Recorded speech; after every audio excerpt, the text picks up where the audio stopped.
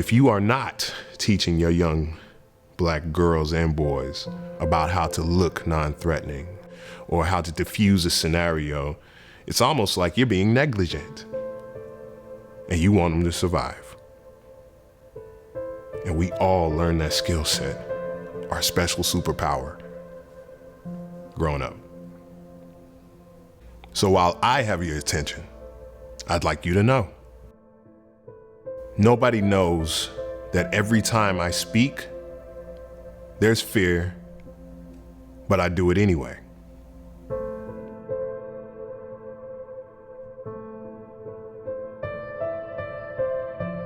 I'm Byron Sanders, and I'm president and CEO of Big Thought, which is a youth development organization. My very first experience with racism, outright blatant racism, was actually in preschool. There were two kids who were playing with Legos. So I go over and I guess I asked them to play, and one of them said,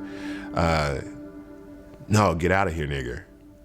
And I didn't quite know what it meant, but what I knew was, you're not letting me play with Legos. I had to tell my parents what happened.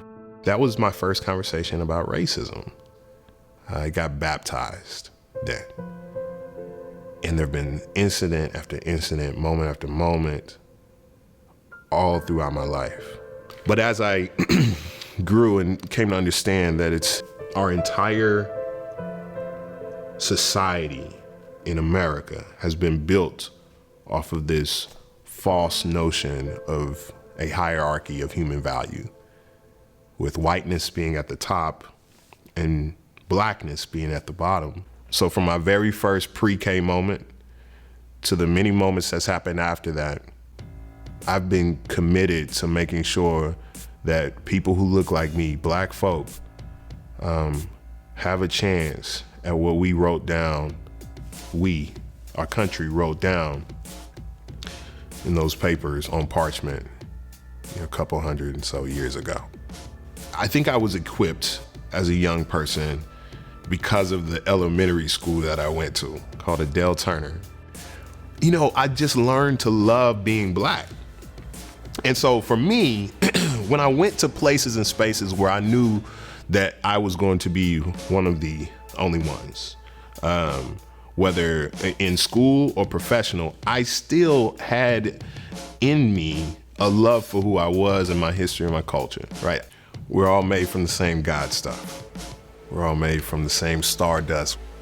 We all start off with this presumed innocence as babies.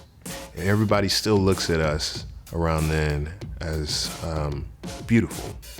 You go from being the kind of person that people just instinctually want to help to becoming something that you gotta be leery of.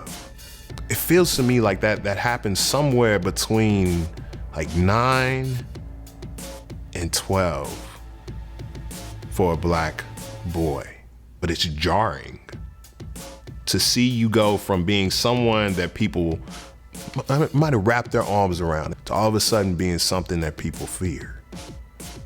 Whether it's a Black boy who's in a predominantly white setting that has to minimize themselves, make themselves feel small, be non-threatening, or in a white space where they're like, you know what?